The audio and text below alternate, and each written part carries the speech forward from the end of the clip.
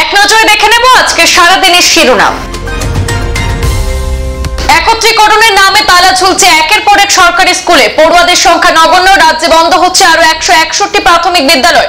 সরকারি পরিভাষায় বন্ধ নয়, পার্শ্ববর্তী অন্য স্কুলে একত্রীকরণ করা হবে। 161 প্রাথমিক বিদ্যালয়ের মধ্যে করিমগঞ্জ জেলায় 19টি প্রাথমিক বিদ্যালয় বন্ধ করা হবে, পার্শ্ববর্তী স্কুলের সাথে একত্রীকরণ করার কথা জানিয়েছে সরকার। বরাক নদী থেকে জীবন্ত উদ্ধার প্রেমিক যুগল, আত্মহত্যা করতে প্রেমিক যুগল সদরঘাট সেতুর উপর থেকে মরণ ঝাঁপ দিয়েছিল বরাক নদীতে। প্রায় 1 কিলোমিটার দূরত্ব অতিক্রম করে উদ্ধার করা হয় সেই যুগলকে। উদ্ধার যুবকের বাড়ি কাছাড়ে সোনাই এবং যুবতীর বাড়ি দুধপাতিলে। ভাগ্যেশ রবিবার রাতে মনসা মূর্তি বিসর্জন দিতে যাওয়া দলটি নজরে পড়ে নদীতে ভাসতে থাকা যুগলকে তাৎক্ষণিকভাবে আত্মরা অবস্থায় উদ্ধার করে খবর দেওয়া হয় পুলিশকে। যুগলের আত্মহত্যার সিদ্ধান্ত কেন নিয়েছিল সঠিক কোনো তথ্য এখনো পর্যন্ত জানা যায়নি। সোমবার সাত সকালে কাটাখাল বাইপাসে পুনরায় ভয়ঙ্কর সড়ক দুর্ঘটনা, নিয়ন্ত্রণ হারিয়ে জাতীয় সড়ক থেকে ছিটকে পড়ল মাল বোঝাই লরি। নিলামবাজার ব্যারাজারের পরে এবার শিরোনামের 36 নম্বর জাতীয় সড়কে কাটাখাল বাইপাস রোড। দিনের পর দিন বেড়ে চলছে যান দুর্ঘটনা, তবে এই ঘটনায় কোনো হতাহতের খবর পাওয়া যায়নি। রেলপথে গাঁজা পাচার করতে গিয়ে করিমগঞ্জ পুলিশের জালে ত্রিপুরার গাঁজা পাচারকারী। গাঁজা সহ করিমগঞ্জ পুলিশের জালে ত্রিপুরার এক পাচারকারী, উদ্ধার 6.5 কেজি গাঁজা। পুলিশ সূত্রে জানা গেছে আটক ব্যক্তির নাম সুনীল সরকার, তার কাছ থেকে 6টি প্যাকেটে প্রায় 6.5 কেজি গাঁজা উদ্ধার করেছে পুলিশ।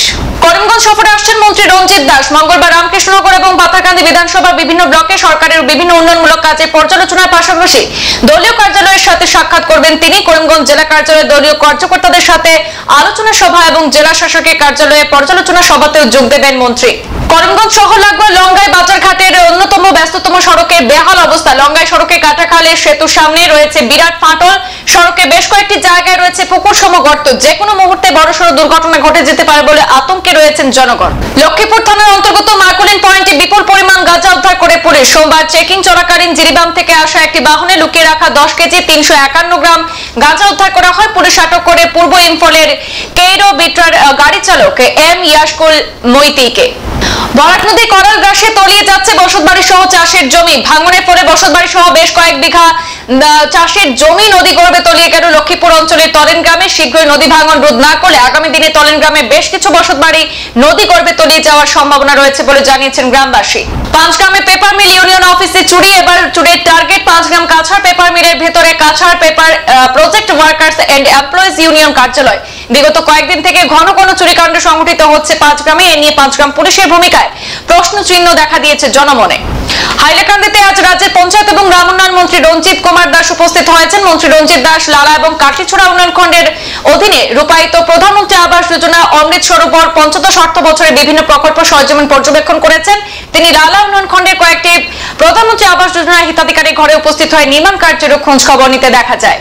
দীর্ঘ আইনি লড়াইয়ের পর জহুর আলী ওয়াকফ ল্যান্ড এস্টেটের দখলমুক্ত একাধিক জমি উদ্ধার করা হয়েছে। কাছাড় অতিরিক্ত জেলা আয়ুক্ত তথা ম্যাজিস্ট্রেট যুবরাজ বরঠাকুরের আদালতের মামলা শুনানি সহ নির্দেশনায় বেদখলমুক্ত একাংশ জমি উদ্ধার করতে এদিন মাঠে নেমে উল্লেখিত পাট্টা এবং দাগসমূহের জমি উদ্ধার করতে সক্ষম হয়েছে বলে জানিয়েছেন জহুর আলী ওয়াকফ সমিতির পক্ষ থেকে।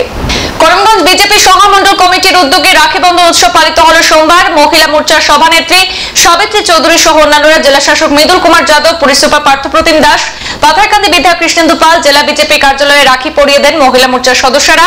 তারা নীলমণি রোড বিএসএফ ক্যাম্পেও সেখানে জওয়ানদের হাতে রাখি পরিয়ে এই উৎসব পালন করেন। দেশের একমাত্র মহিলা মুখ্যমন্ত্রী রাজ্যে নিরাপত্তা নিয়ে মহিলাদের কলকাতা আর্যকাণ্ড নিয়ে মুখ্যমন্ত্রী মমতা বন্দ্যোপাধ্যায়কে গতিচ্যুত করে রাষ্ট্রপতি শাসন এবং দর্শকের কঠোর শাস্তির দাবিতে রাজপথ কাঁপানো হলো নিলামবাজারের সহস্রাধিক পুরুষ এবং মহিলারা। কলকাতা আরজিকর হাসপাতালে তরুণী চিকিৎসকের হত্যাকাণ্ডে দোষীদের শাস্তির দাবিতে বিভিন্ন সংগঠনের উত্তাল প্রতিবাদ। সোমবার শিলচরে বেশ কয়েকটি সংগঠনের যৌথ উদ্যোগে কলকাতা আরজিকর হাসপাতালে তরুণী চিকিৎসকের খুনের ঘটনায় জড়িত দোষীদের শাস্তির দাবিতে বিশাল প্রতিবাদী মিছিল বের করা হয় শিলচর শহরে। 2001 সালে জনসংখ্যা গণনাকে কেন্দ্র করে 2024 জিপি পুনর্বিন্যাসকে অসাংবিধানিক আখ্যা দিল কাটিগড়া ব্লক কংগ্রেস। সোমবার কাটিগড়া ডেভেলপমেন্ট ব্লকের আওতাধীন জিপি পুনর্বিন্যাস যেন ভৌগোলিক অবস্থানকে অগ্রাধিকার প্রদান করা হয় সেই দাবি জানিয়ে কাছাড় জেলা পরিষদের সিইও এর উদ্দেশ্যে এক স্মারকপত্র প্রদান করেন কাটিগড়া ব্লকের বিডিও অন্তরা পালের মাধ্যমে। আজ 19 আগস্ট ত্রিপুরা রাজ্যের উপকার বলে পরিচিত মহারাজা বীর বিক্রম কিশোর মাণিক্য বাহাদুরের জন্মতিথি। প্রতি বছরের দিয়ে এবারও ত্রিপুরা প্রদেশ কংগ্রেসের উদ্যোগে মহারাজা বীর বিক্রম কিশোর মাণিক্য বাহাদুরের জন্মদিন উদযাপিত করা হয়। উপস্থিত সকলে মহারাজা বীর বিক্রম কিশোর কিশোর মানিক্য বাহাদুরের প্রতিকৃতিতে পুষ্পার্ঘ্য অর্পণ করে শ্রদ্ধা নিবেদন করেন।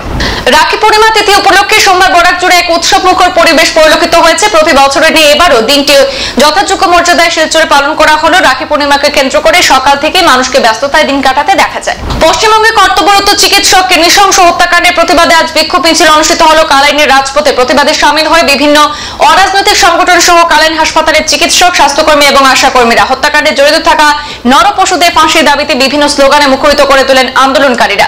প্রতিবাদী মিছিলে কালাইনের প্রায় 1,500 জনগণ অংশ নিয়েছিলেন।